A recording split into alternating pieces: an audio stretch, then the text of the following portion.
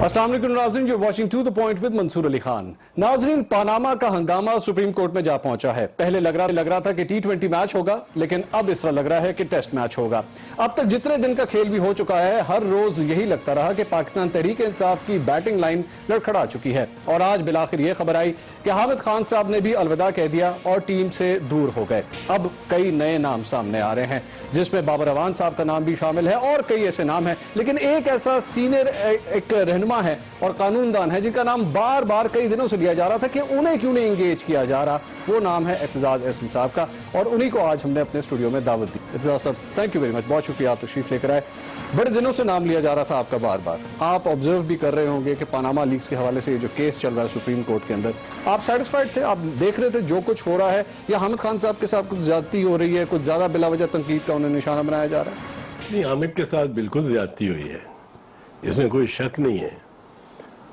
ایک تو ہے کہ لائر اپنی پیس پہ چلتا ہے، اپنی ایک پیٹرن بنا کے آتا ہے، اس پہ چلتا ہے۔ ججز کا کام نہیں ہے کہ اس کو انٹرفیئر اس میں زیادہ کریں۔ دوسری چیز یہ ہے کہ یہ ہے ایک inquiry, this is not a trial. ٹھیک ہے، ٹرائل، اور یہ ججز کو احساس ہونا چاہیے۔ میڈیا پہ میں آتا ہوں، پر ججز کو بھی احساس ہونا چاہیے کہ this is not a trial, this is an inquiry. Inquiry اور ٹرائل میں بیسک فرق جو ہوتا ہے، اور دیگر تفریقوں کے علاوہ ایک فرق ہے کہ ٹرائل جو ہوتا ہے وہ ایڈورسیریل ہوتا ہے، حریفانہ، دونوں ایک دوسرے کے حریف ہوتے ہیں اس میں، ٹھیک ہے، اور اس پہ بارے ثبوت ہے یا اس پہ بارے ثبوت ہے۔ اور جج جو ہے وہ پیسو، نیوٹرل پیسو ہوتا ہے۔ انکوائری میں جج کی ڈیوٹی ہے خود کہ وہ کھوج، عدالت کی کہ وہ بھی کھوج لگائے حقیقت کا، حقائق کا، سچ کا، وہ بھی تہ تک جائے، یہ اس کی بھی ڈیوٹی ہے اتنی ہی جتنی وکلا کی ہے۔ سو ججز کو اس معاملے میں ایک بڑی بہت سمپل بات ہے، جہاں تک بارے ثبوت کا تعلق ہے، بارے ثبوت حامد خان پہ ہے ہی نہیں، اس پہ اس کی تنقید کرنے کی بات تو بنتی نہیں ہے۔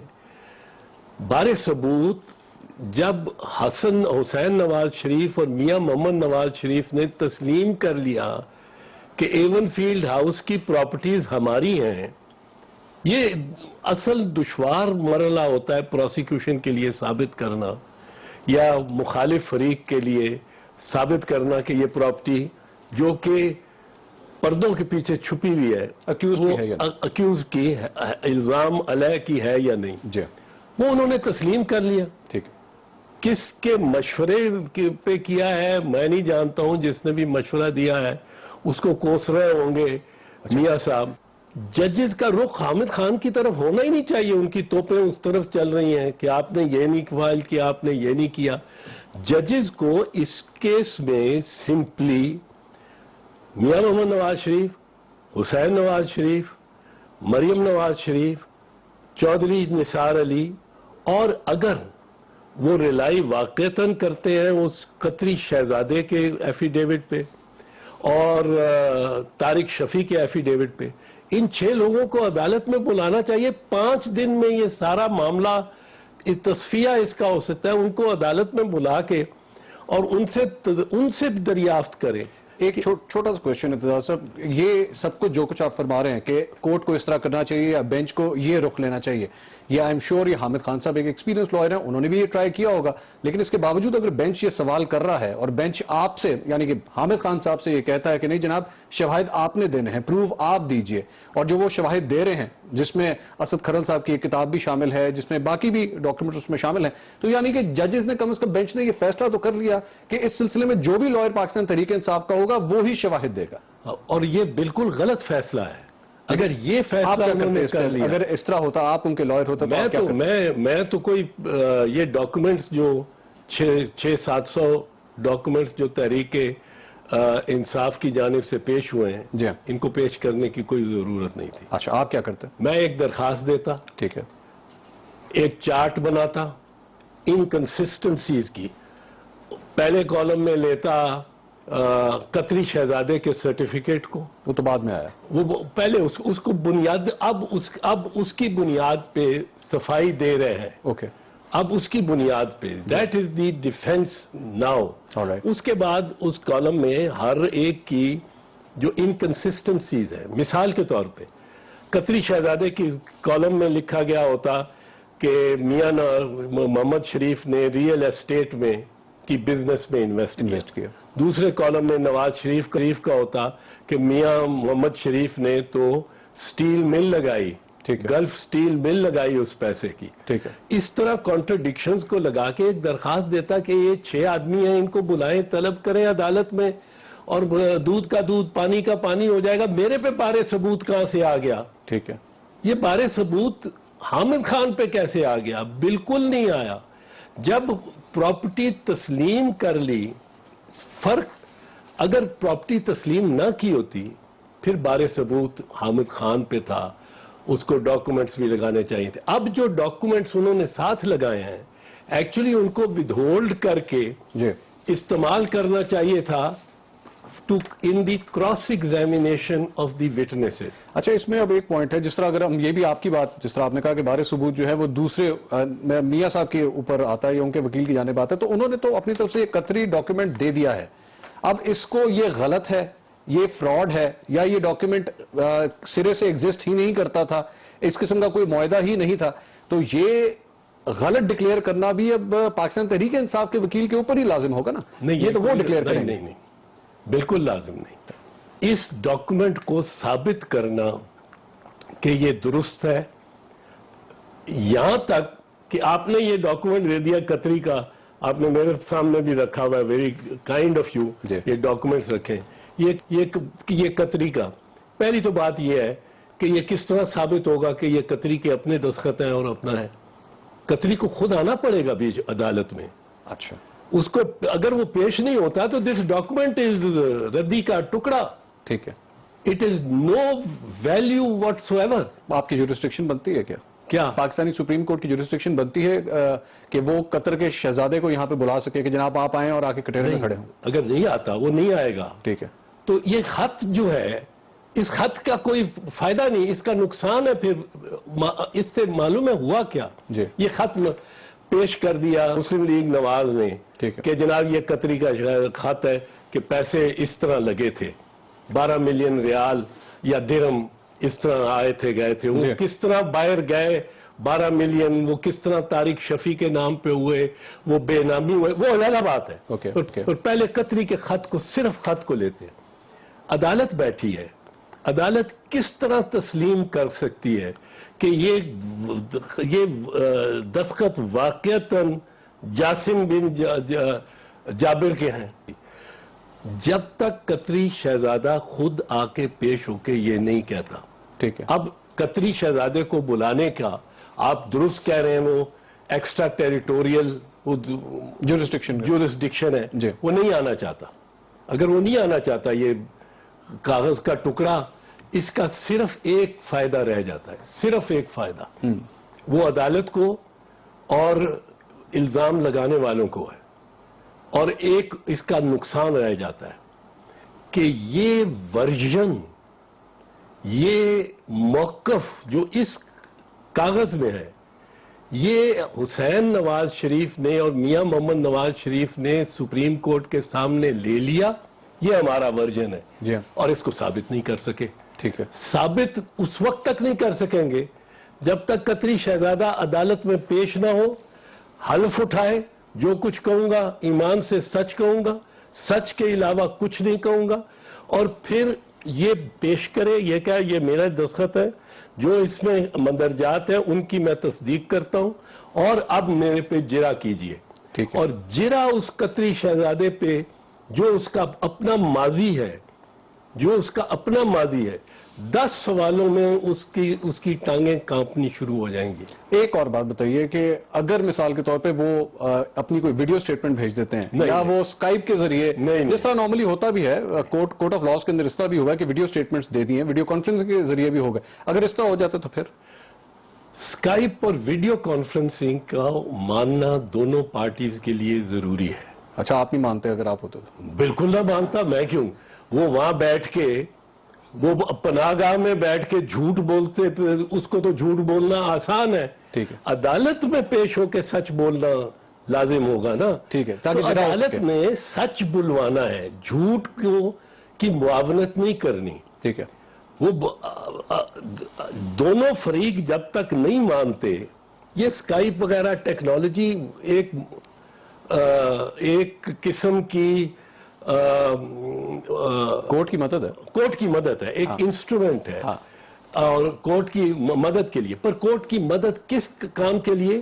تاکہ عدالت حقیقت تک اور سچ تک پہنچ سکے. ٹھیک ہے. پر اگر یہ ہونا ہو کہ قطری شہزادہ قطر میں بیٹھ کے بیان دے رہا ہے، اب ایک اس میں پوائنٹ آف ویو آپ نے اپنے سائڈ آف دا سٹوری، اگر آپ لائر ہوتے پاکستان تحریک انصاف کی جانب سے تو آپ یہ پوائنٹ آف ویو لیتے. اسی حوالے سے کل جیو ٹیلی ویژن کے اوپر بابر ستار صاحب، وہ بھی ایک لائر ہیں، اور ان سے بھی کچھ اس طرح سوال کیا گیا تھا جو میں نے آپ سے کیا تھا. انہوں نے کچھ پوائنٹس دیے ہیں، میں چاہوں گا آپ سنیے وہ پوائنٹس اور پھر بتائیے گا کہ وہ کہاں پہ غلط کرے. ناظرین سنیے گا ذرا. لیکس ہیں، وہ ایویڈنس نہیں ہے، وہ لیکس ہیں جس کے بیسس کے اوپر ایڈمیشن آ گئی کہ جی ہاں فلیٹس ہمارے ہیں. اس کے علاوہ کیا ایسا ایویڈنس لگا دیا آپ نے اخبار کی سٹوریز کے علاوہ جس سے یہ ان میں سے کوئی ایک چیز اسٹیبلش ہو جائے؟ اب جو دوسری سائیڈ نے ایویڈنس دیا ہے وہ بڑا کلیئر سا ایویڈنس ہے، آپ اسے مانے نہ مانے اس سٹوری کو. لیکن اب بات کیا ہے کہ جس فیملی نے یا جو اونرز تھے ان فلیٹس کے، وہ یہ کہہ رہے ہیں کہ 2006 میں ہم نے بیچے، لینے والے یہ کہہ رہے ہیں ہم نے 2006 میں لیے. آپ کہتے ہیں کہ ٹرسٹی نہیں ہے، بینیفیشل اونر ہے مریم نواز شریف.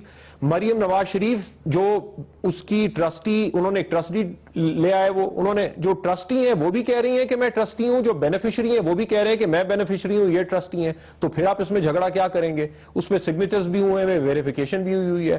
اب اسے غلط ثابت کرنے کے لیے کسی کو پروف کرنا پڑے گا یہ ڈاکیومنٹ فورجڈ ہے، یہ 2006 میں نہیں بنا تھا، جس وکیل نے دستخط کیے وہ دستخط غلط ہیں.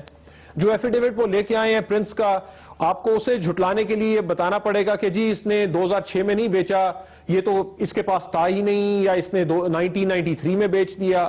آپ کو یہ ٹریل دینا پڑے گا کہ پیسے پاکستان سے باہر گئے، یہ اس کے شواہد ہیں. ان شواہد کے بغیر بہت اچھی تقریر بھی اگر وکیل عدالت میں کر دے گا تو جج تو پھر بھی سوال پوچھنے، تو آخر میں فائل کو دیکھنا ہے اور اس کے بیسس پہ فیصلہ دینا.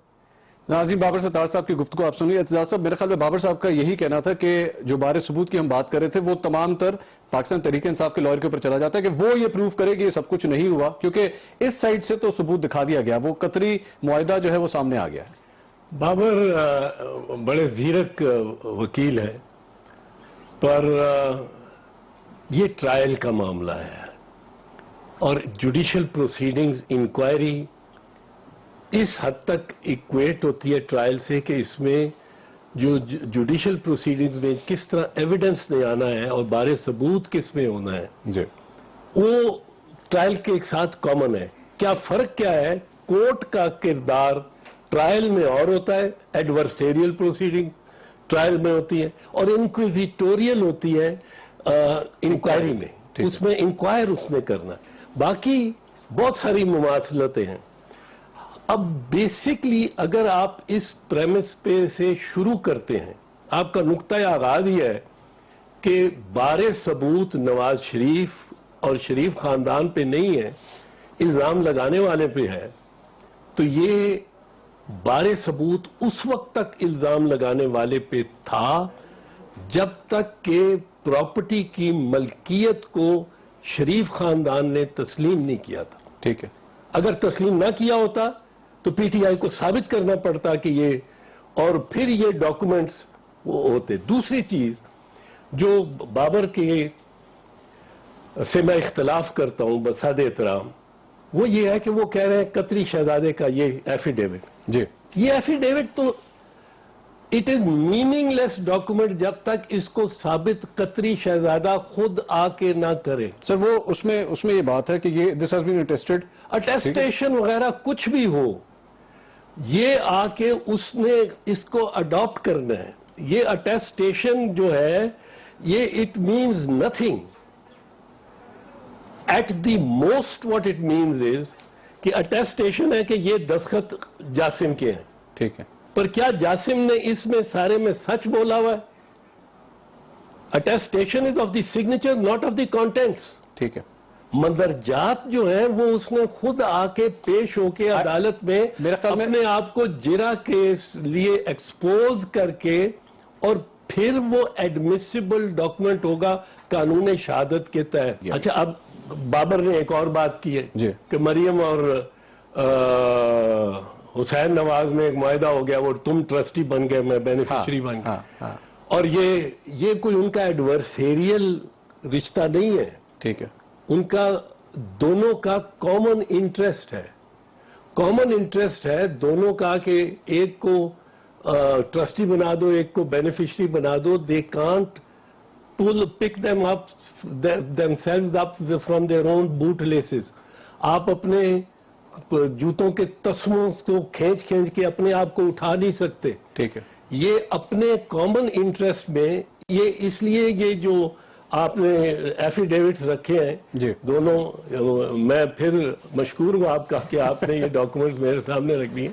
ये तो सेल्फ सर्विंग है, दोनों के लिए सेल्फ सर्विंग है, इसलिए इनका भी कोई हैसियत नहीं है जब तक ये दोनों अदालत में पेश ना हो, हल्फन बयान ना करें, हल्फन बयान करके इनकी जिरा ना हो। ठीक। अगर जिरा का मौका ना दिया जाए तब भी अदालत इस डॉक्यूमेंट पे रिलाई नहीं कर सकती। मैं ठीक है। इंपॉर्टेंट पॉइंट आपने ये कहा कि इनको अदालत में पेश होना पड़ेगा और जिरा का सामना भी करना पड़ेगा। इंपॉर्टेंट पॉइंट है। नाज़रीन, इसके ऊपर तफसील से बात करेंगे, चूंकि इससे पहले वजीर आजम नवाज शरीफ हो, मुस्लिम लीग नून के रहनुमा हो, वो मीडिया में आके बार बार ये कह चुके हैं कि अगर अदालत इन तमाम बच्चों को बुलाती है और वो अदालत में पेश होने के लिए भी पूरी तरह तैयार हैं, तो क्या तब भी एतजाज अहसन साहब को इसके ऊपर एतराज होगा या नहीं? तफसील से इस पर बात करेंगे एक ब्रेक के बाद। Stay with us.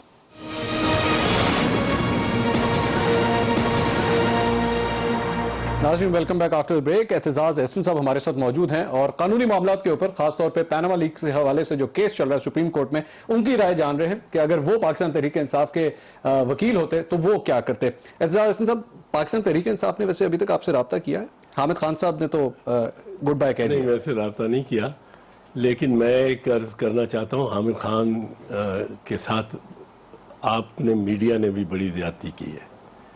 एंड उसको हामिद मेरा कुलीग है, मेरे ख्याल में ही शुड कंटिन्यू फोर्सफुली, कोई घबराए ना है, पुट इट बिहाइंड हिम। हमारे साथ ये मीडिया ने, मेरे साथ जो यूसुफ रजा गिलानी का जब मैं केस कर रहा था, अब जो मैं I lost to the in the supreme court, उसको कन्विक्शन हुई, बट जो मीडिया ने मेरे साथ किया था, but I didn't give up. और वो सुप्रीम कोर्ट ने मेरे खिलाफ फैसला दिया।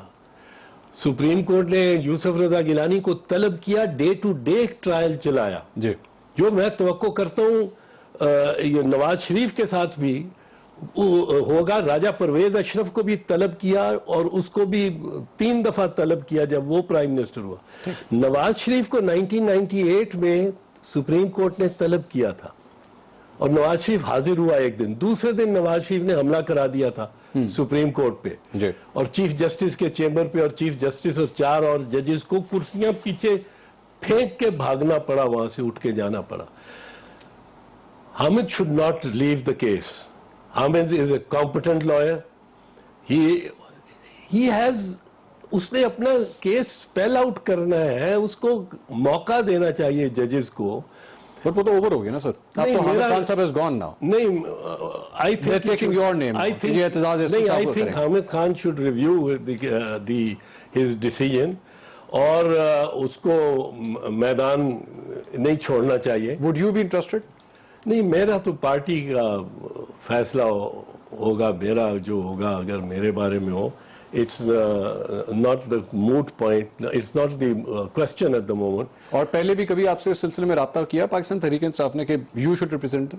نہیں، ریپرزنٹیشن کے لیے تو نہیں، پر کیس کو اب چلانے کے لیے کچھ مشورہ اگر وہ کریں گے تو میں حاضر ہوں مشورے کے لیے. تو ٹھیک ہے، اور لیڈ اٹرنی کے طور پہ نہیں آپ؟ مشورہ دوں گا بھی.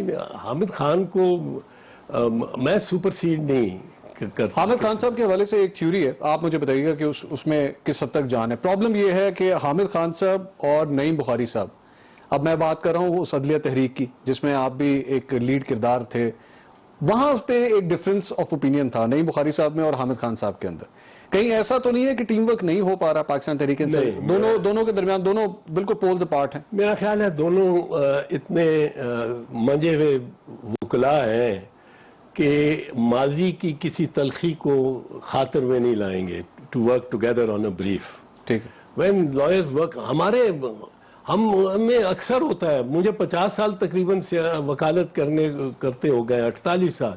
اب کئی کیسز میں on the same side as some of my colleagues ہوتا ہوں.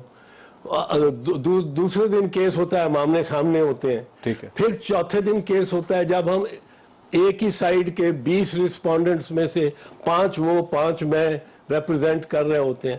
تو یہ تلخیاں جو ہیں یہ ہم خاطر میں نہیں لاتے.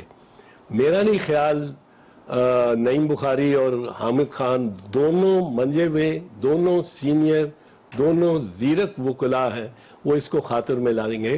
لیکن میڈیا نے ہر منفی بات کی ہے اس میں اور کردار کشی کی ہے. اچھا، ویسے یہی سائڈ میاں صاحب والی بھی کہتے ہیں، وہ بھی یہ کہتے ہیں کہ جی ہمیں پیناما کے اندر جو ہے وہ نشانہ بنایا گیا، ہماری ذات کو نشانہ بنایا گیا، احتساب ہم سے شروع ہو، ہمارے پہ بلا وجہ یہ پریشر ڈالا جاتا ہے. وہاں سے بھی میڈیا کے اوپر الزام تراشی ہوتی ہے کہ جناب میڈیا غلط کر رہا ہے. میڈیا پہ تو میڈیا ایک ہے عدالت کے باہر کا معاملہ، جس طرح ہم بیٹھے ہوئے بات کریں. ایک ہے عدالت کے اندر جو پرفارمنس ہو رہی ہے، اس پہ میڈیا کے کامنٹس اور میڈیا کی ایڈورس کامنٹس اور میڈیا کے چند اینکرز تو ایکچولی ججز کے اوپر بھی کامنٹس کر رہے ہیں. نو تو ججز کے اوپر بھی کامنٹس ہونے ججز پہ کامنٹس ہوں گے، میں کر رہا ہوں، کیسے نہیں ہوں گے؟ ججز آفٹر آل کوئی اس معاشرے سے ہی ہیں، فیئر کامنٹ ہونا چاہیے.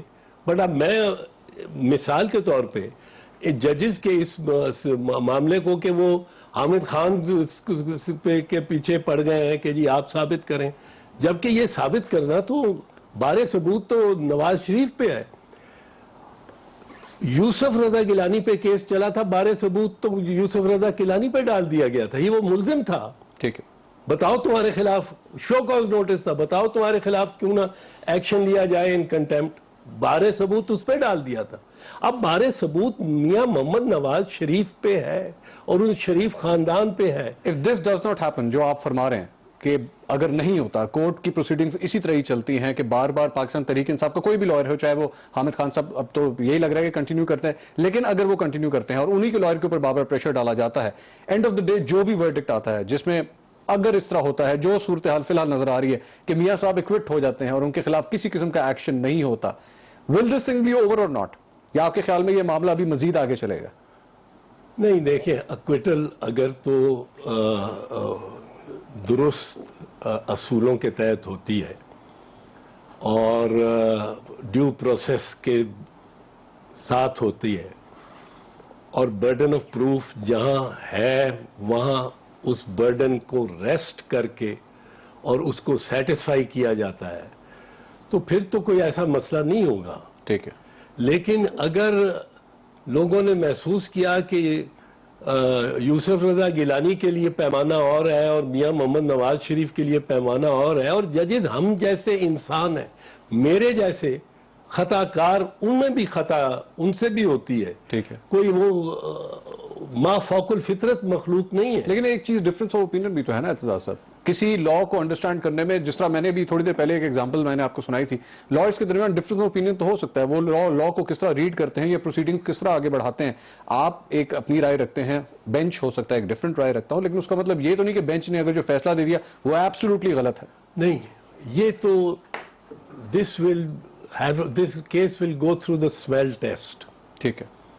یہ آپ کو پتہ لگ جائے گا غلط ہے کہ صحیح ہے. میں کیوں یہ آپ سے سوال کر رہا ہوں؟ میں اس لیے سوال کر رہا ہوں کیونکہ آپ ہی کے ایک پرانے ساتھی علی احمد کرد صاحب وہ بھی کل ایک ٹیلی ویژن چینل کے اندر بیٹھے ہوئے تھے اور ان سے یہ سوال کیا گیا تھا کہ پیناما لیکس کے حوالے سے جو کیس چل رہا ہے اس کا رزلٹ کیا آئے گا. علی احمد کرد صاحب نے کیا کہا تھا ناظرین سنیے گا ذرا.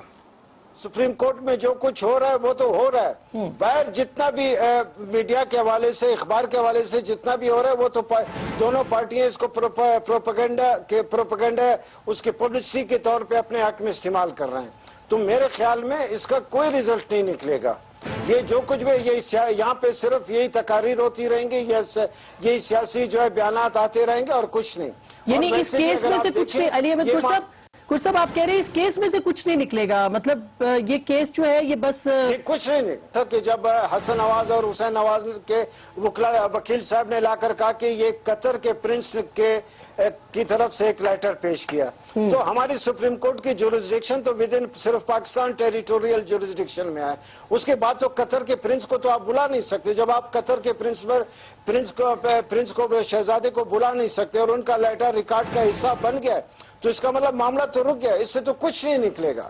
علی احمد کرد صاحب کی ناظرین آپ نے گفتگو سنی. سوال رکھیں گے اعتزاز احسن صاحب کے سامنے. ایک بریک کے بعد ہمارے ساتھ رہیے گا.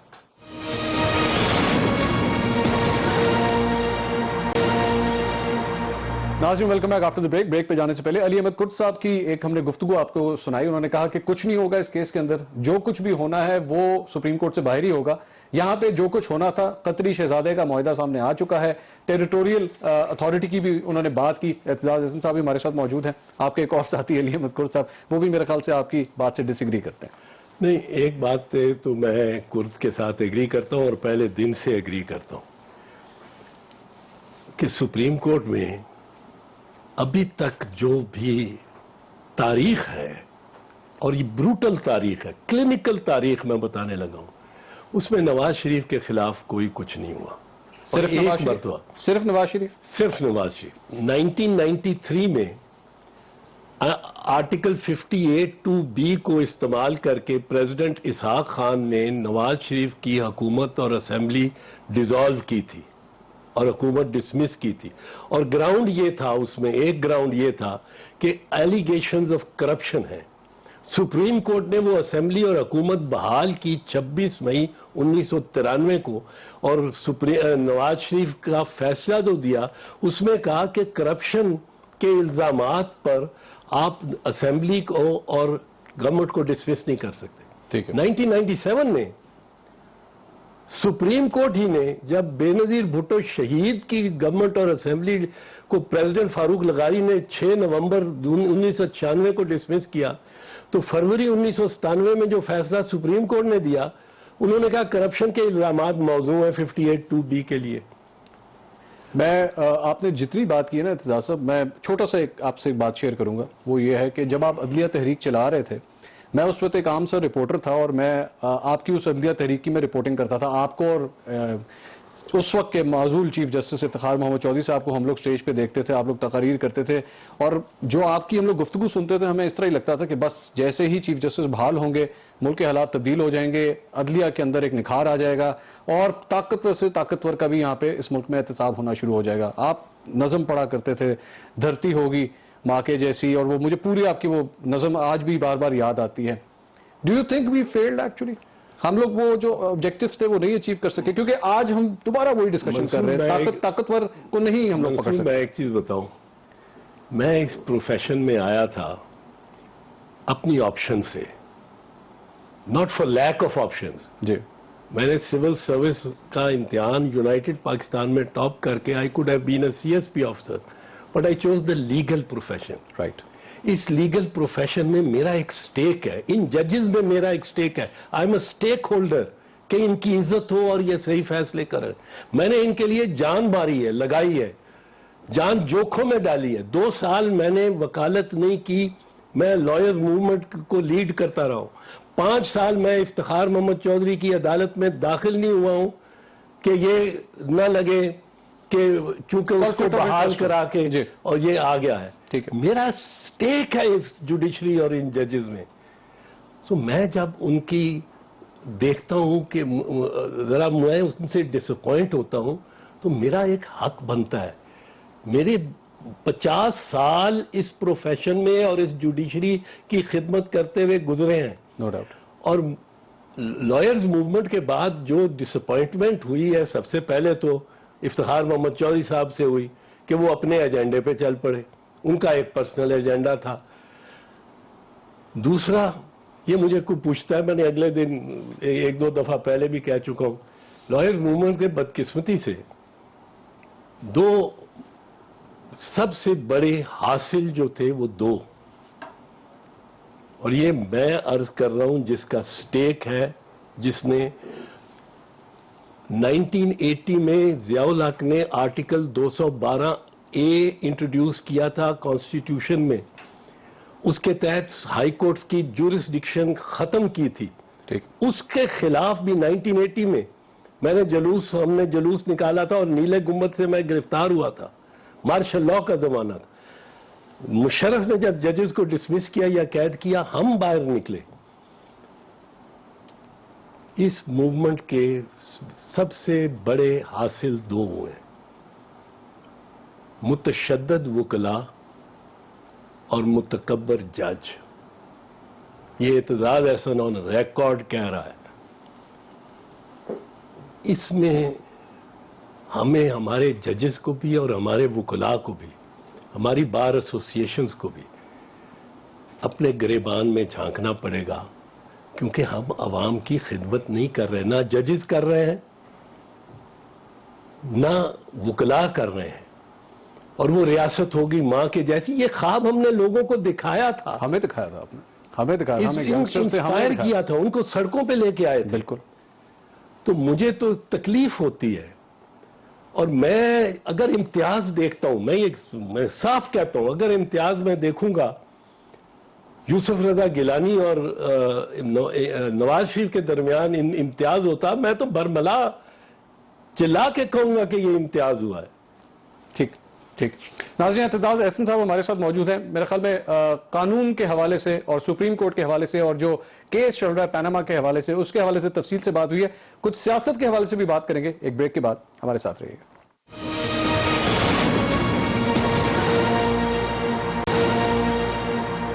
ناظرین, welcome back after the break. Aitzaz Ahsan صاحب ہمارے ساتھ موجود ہیں. قانونی معاملات کے اوپر بڑی تفصیل سے بات ہوئی ہے, کچھ سیاست کی بات کرتے ہیں. اعتزاز احسن صاحب کے اوپر عمران خان صاحب ایک تنقید کرتے ہیں بار بار. وہ کہتے ہیں اتنے سینئر سیاست دان ہیں لیکن کس پارٹی کے اندر کھڑے ہوئے ہیں.